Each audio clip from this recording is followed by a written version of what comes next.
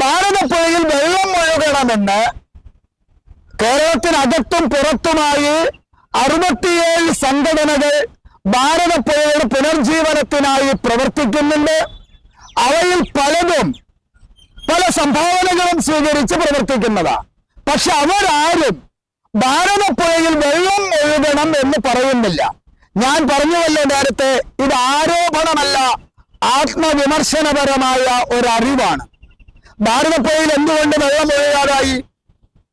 1958 മുൻകാല പ്രാബല്യത്തോടെ 1971 അച്യുതമേനോൻ സർക്കാർ ഒപ്പുവെച്ച പറമ്പിക്കുളം ആഴിയാർ കരാർ 30 വർഷത്തിൽ അത് പുതുക്കണം എന്നാണ് കരാറിലുള്ളത്.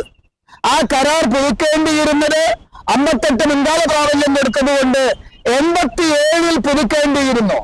അന്ന് സഖാവ് നായനാരുടെ മന്ത്രിസഭ ആ കാര്യത്തിൽ ഒന്നും ചെയ്തില്ല.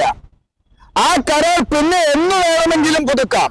പക്ഷെ പിന്നീട് വന്ന കോൺഗ്രസ് സർക്കാരാണെങ്കിലും മറ്റു സർക്കാരുകളും പറഞ്ഞത് അടുത്ത 30 വർഷം എത്തുമ്പോൾ പുതുക്കാമെന്നാ.